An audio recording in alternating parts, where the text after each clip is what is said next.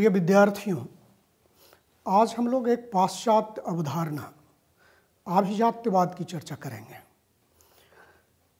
AB. बर्गम ने एक स्थान पर लिखा है, जो स्वच्छंदतावाद को परिभाषित करना चाहता है वह एक खतरनाक पेशे में प्रवेश करता है। इसने बहुतों को अपना शिकार बनाया है। ठीक यही बात आभिजात्यवाद के संबंध में कही जा सकती है।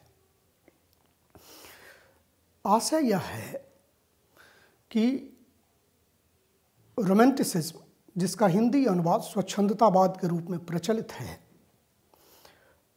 विद्वानों ने अलग अलग ढंग से इसे परिभाषित करने की कोशिश की है, लेकिन हर परिभाषा पर संदेह उठाए गए, विवाद का विषय बना, उसकी सीमाएं बताई गईं, उसकी कमियां बताई गईं। और अब स्थिति ऐसी है कि लोग स्वच्छंदतावाद की बात नहीं करते, रोमांटिसिज्म की सिर्फ बात नहीं करते, बल्कि रोमांटिसिज्म्स की बात करते हैं। यही बात आभिजात्यवाद के संदर्भ में भी कही जा सकती है कि इस तरह से आभिजात्यवाद एक नहीं है, कई हैं, क्योंकि लोगों की धारणाएं उसके बारे में अलग अलग हैं। असल में कहा यह जाना चाहिए कि लगभग पिछले 50 वर्षों से यूरोप और अमेरिका में सिद्धांतों और धारणाओं पर गंभीर प्रश्न उठाए गए हैं। विद्यार्थियों, हम लोग असल में उस दौर में हैं जहां हर अवधारणा, हर सिद्धांत संदेह का विषय बनाया जा रहा है। इसलिए इस दौर में किसी अवधारणा या सिद्धांत को परिभाषित करने की कोशिश करना असल में एक खतरनाक काम है। इसलिए हम भी इसको परिभाषित करने के बजाय इसकी विशेषताओं को समझने की कोशिश करेंगे। आभिजात्यवाद अंग्रेजी का जो शब्द है क्लासिसिज्म, उसके लिए हिंदी में प्रचलित शब्द है। हिंदी में इसका 2 रूपों में अनुवाद किया जाता है, आभिजात्यवाद और शास्त्रवाद। ये दोनों प्रचलित शब्द हैं इसके लिए। इस अवधारणा से जुड़े कुछ और शब्द भी हैं जिन्हें हम संगोत्रीय शब्द कह सकते हैं, जैसे क्लासिक, क्लासिकल और नव आभिजात्यवाद। पहले हम इन शब्दों को समझने की कोशिश करेंगे। आभिजात्यवाद उस तरह के लेखन को कहते हैं जिसमें निर्मल और प्रशांत सौंदर्य, सुरुचि, संयम, व्यवस्था एवं स्पष्टता दिखाई पड़े।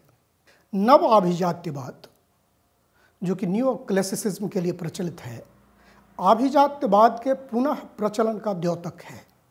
ग्रीक और लैटिन आभिजात्यवाद से आधुनिक काल में फिर से प्रचलित इस प्रवृत्ति के नएपन को रेखांकित करने के लिए इस पद का प्रचलन हुआ। इस अर्थ में नव आभिजात्यवाद आभिजात्यवाद का ही एक नया विस्तार है। क्लासिक ऐसी रचनाओं को कहते हैं जिसने अपने क्षेत्र में श्रेष्ठता का एक चिरस्थायी मानदंड स्थापित किया हो। ऐसी आदर्श रचना जो बार बार पढ़ने और अनुकरण के योग्य हो। यह धारणा किसी युग से बंधी हुई नहीं है, इसलिए एक श्रेष्ठ स्वच्छंदतावादी कृति भी अपने युग की क्लासिक कही जा सकती है। क्लासिकल यूरोप में प्राचीन युग के, विशेष रूप से ग्रीक और रोम के सर्वोत्तम रचनाकारों को कहा जाता है। अब अगर आप इन धारणाओं से संबंधित, जो मैंने मोटे तौर पर उन्हें आपके सामने रखने की कोशिश की, अगर आप उन पर विचार करें तो स्वतः ही कुछ प्रश्न मन में उठकर खड़े हो जाएंगे। जैसे सौंदर्य, सुरुचि और व्यवस्था जैसे गुण तो अधिकांश श्रेष्ठ रचनाओं में होते हैं, तो क्या ऐसी सभी रचनाएं अभिजात्यवाद कोटि के अंतर्गत रखी जाएंगी? इस तरह के प्रश्न एक अवधारणात्मक कोटि के रूप में अभिजात्यवाद को समस्याग्रस्त कर देते हैं। और वास्तविकता यह है कि जब तक अभिजात्यवाद को इसकी विरोधी प्रवृत्ति स्वच्छंदतावाद के सामने न खड़ा कर दिया जाए, तब तक इसकी विशेषताएं अस्पष्टता से उभरकर सामने नहीं आती। स्वच्छंदतावादियों को ही असल में यह श्रेय दिया जाता है कि उन्होंने अभिजात्यवाद के गुणों और विशेषताओं को ज़्यादा गहराई में जाकर उद्घाटित करने की कोशिश की। और इस तरह से आभिजात्यवाद और स्वच्छंदतावाद एक ऐसी प्रवृत्ति है जिसके बारे में कहा जाता है कि एक जाता है, फिर उसकी प्रतिक्रिया में दूसरा आता है, फिर एक जाता है और फिर उसकी प्रतिक्रिया में दूसरा आता है। मतलब एक तरह की सार्वभौमिक प्रवृत्ति के रूप में भी इसे ग्रहण किया जाता है। लेकिन एक प्रवृत्ति के रूप में अगर यह देखने की हम कोशिश करें कि इसकी शुरुआत कब से होती है, तो हम होरेस से इसकी शुरुआत मान सकते हैं।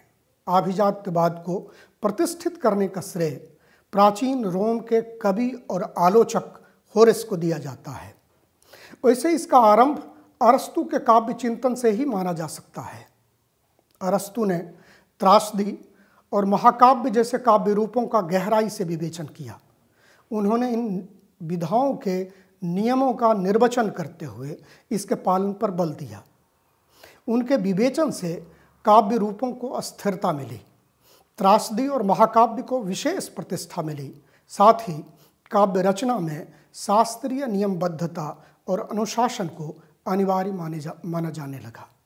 आशय यह कि अरस्तु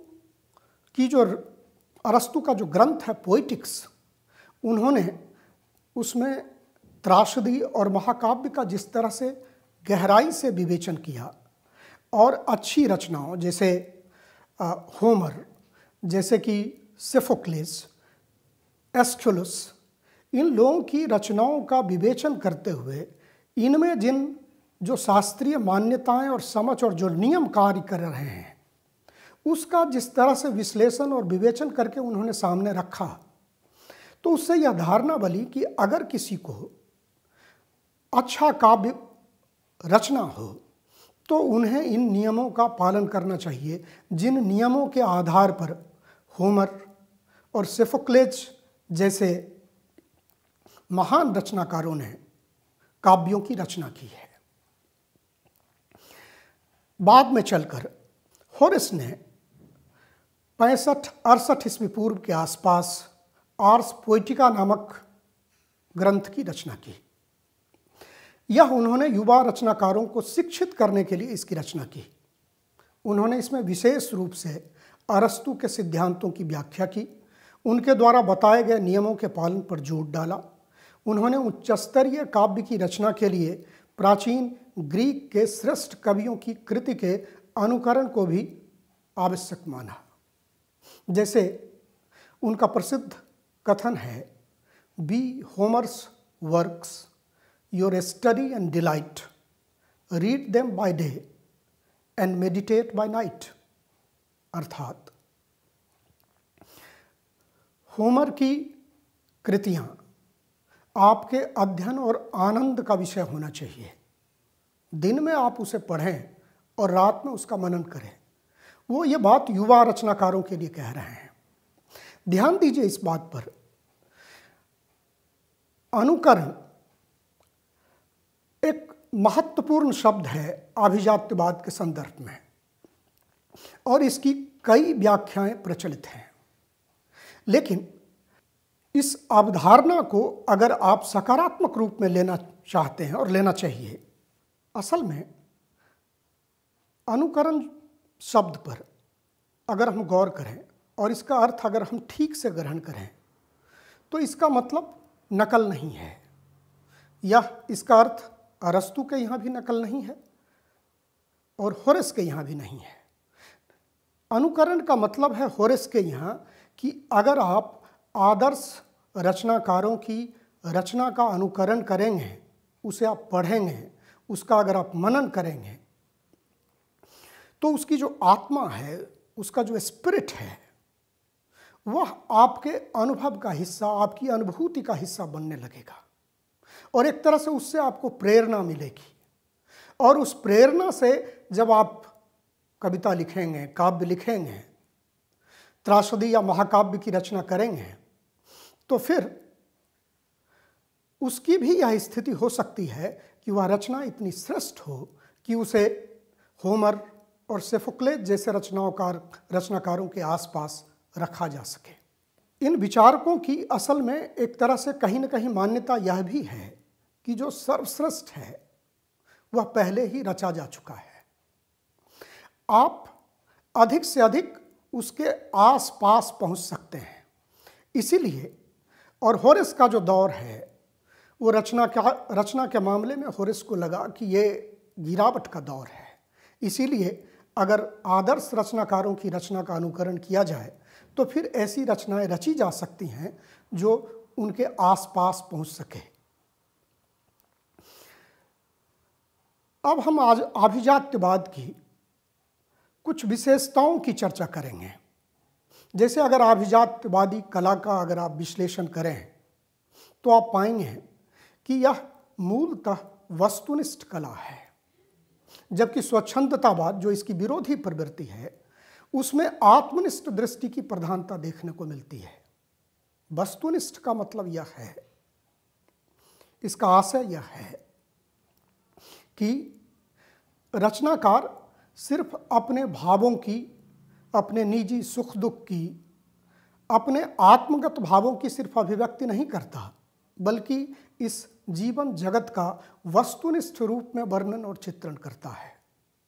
जबकि आत्मनिष्ठ दृष्टि की बात यह हुई, इसका अभिप्राय यह है कि आत्मनिष्ठ दृष्टि वाले रचनाकार, उनकी जो दृष्टि है वो खुद तक सीमित रहती है, स्वयं तक सीमित रहती है, और वो अपने मन में चलने वाले भावों का, अपने निजी सुख दुख का, प्रेम का, इनका वर्णन करते हैं।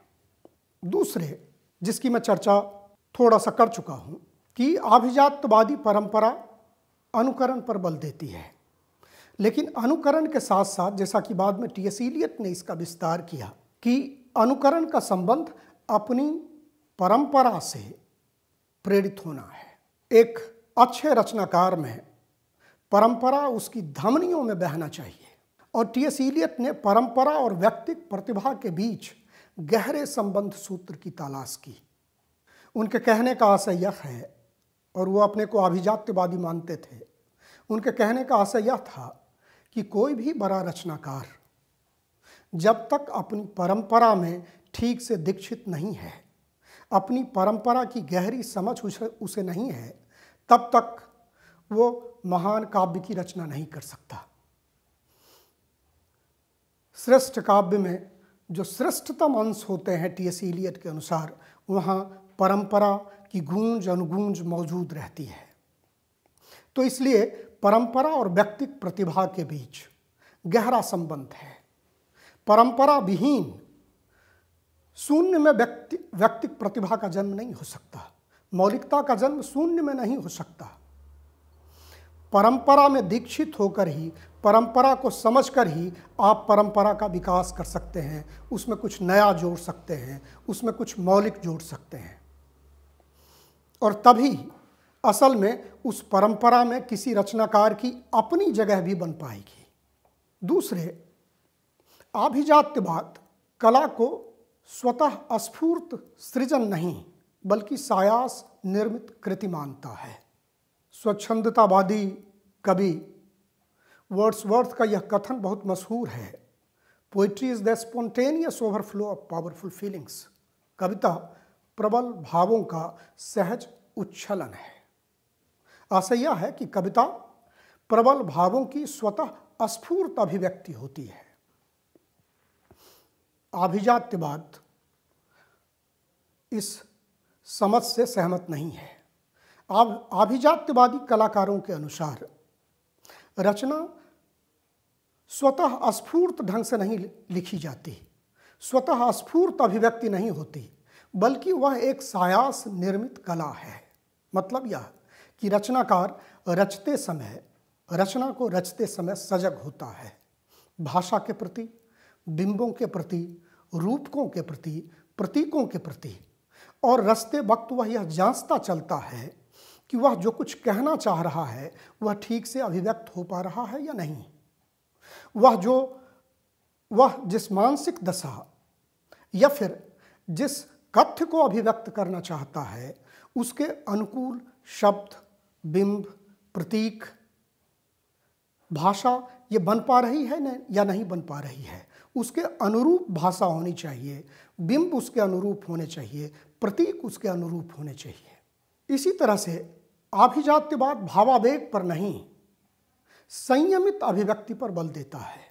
मैंने जो वर्ड्सवर्थ का कथन उद्धृत किया उसमें बल प्रबल भावों पर है, भावों की तीव्रता पर है, और तीव्र भावों की अभिव्यक्ति कविता में होती है।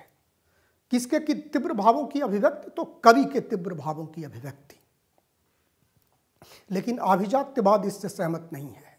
आभिजात्यवाद भावों से इनकार नहीं करता, बिना भावों के तो कविता हो ही नहीं सकती, लेकिन भावों की संयमित अभिव्यक्ति पर बल देता है, और साथ ही साथ भाव के साथ साथ विचार तत्व को भी महत्वपूर्ण मानता है। जैसा कि टी.एस. इलियट के चिंतन में आप देख सकते हैं। टी.एस. इलियट ने माना कि महान काव्य में भाव और विचार का सामंजस्य और संतुलन होता है। उन्होंने बल्कि एक अवधारणा निर्मित की जिसे डिसोसिएशन ऑफ सेंसिबिलिटी कहते हैं, संवेदनशीलता का विच्छेद। उन्होंने माना कि 17वीं शताब्दी के पूर्वार्ध तक जो कविता लिखी जा रही थी उसमें भाव और विचार का सामंजस्य दिखाई पड़ता है। उसके बाद भाव और विचार का सामंजस्य टूट गया है। मतलब एक तरह से यूरोपीय पुनर्जागरण के बाद यह संबंध टूट गया है, और कभी कविता में भाव की प्रधानता दिखाई पड़ती है, कभी विचार की प्रधानता दिखाई पड़ती है।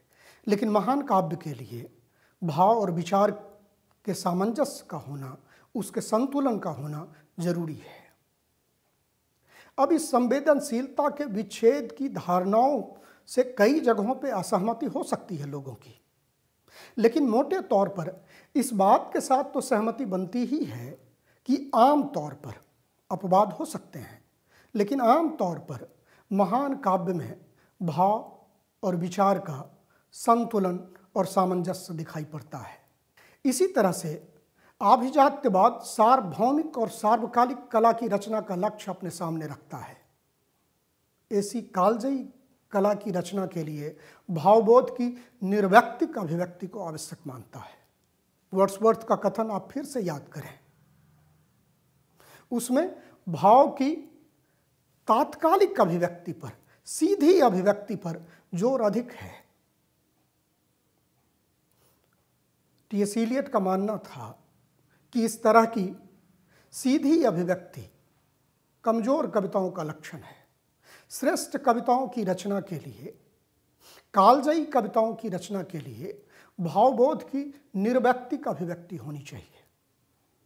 आशय यह, टी.एस. इलियट के ही शब्दों में कहें तो कलाकार के भोक्ता और स्रष्टा मानस के बीच दूरी जितनी अधिक होगी उतनी ही श्रेष्ठ कला का निर्माण होगा। आशय यह कि श्रेष्ठ कला के निर्माण के लिए रचनाकार के भोगने वाले मानस में और रचने वाले मानस में दूरी होनी चाहिए। एक ऐसी दूरी जिससे कि स्वयं रचनाकार अपने भावबोध को समझ सके, उसका विश्लेषण कर सके, यह समझ सके कि वह इस भावबोध की अभिव्यक्ति से श्रेष्ठ कला का निर्माण हो सकता है या नहीं। ऐसी समझ के लिए खुद अपने भावबोध की तात्कालिकता से दूरी बनाने की ज़रूरत है, उसे समझने की ज़रूरत है, और तब फिर समझकर उसे अभिव्यक्त करने की ज़रूरत है।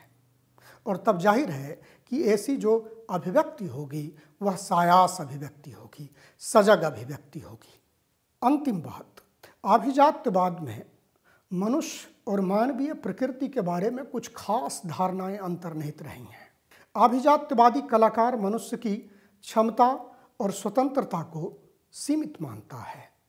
आशय यह है कि अभिजात्यवादी मानते हैं कि इस प्रकृति में, इस ब्रह्मांड में मनुष्य के हाथ में सब कुछ नहीं है। वह इस ब्रह्मांड का एक छोटा सा मामूली सा हिस्सा है। पूरी धरती को उलट पुलट देने की क्षमता उसमें नहीं है। इसीलिए वह जो कुछ चाहे वो नहीं कर सकता है। इसलिए उसे जो भूमिका सौंपी गई है, उसकी जो शारीरिक मानसिक क्षमता की उस जो हदें हैं, उसके भीतर ही रहकर वह काम कर सकता है। और ऐसे में अगर आप देखेंगे साहित्य के संदर्भ में, काव्य के संदर्भ में, तो यह आभिजात्यवादी मान्यता है कि महानतम कलाओं की रचना प्राचीन युग में ही हो चुकी है। आधुनिक युग के कलाकार, नव आभिजात्यवादी कलाकार उसके समीप तो पहुंच सकते हैं, उसके समतुल्य तो हो सकते हैं, संभवतः उससे अधिक महान काव्य की रचना नहीं कर सकते। इसलिए मनुष्य की क्षमता के बारे में, उसकी स्वतंत्रता के बारे में, उसकी शारीरिक और मानसिक क्षमता के बारे में एक खास समझ आभिजात्यवाद में है। स्वच्छंदतावाद में स्थिति ठीक इसके उलट आपको दिखाई पड़ेगी। धन्यवाद।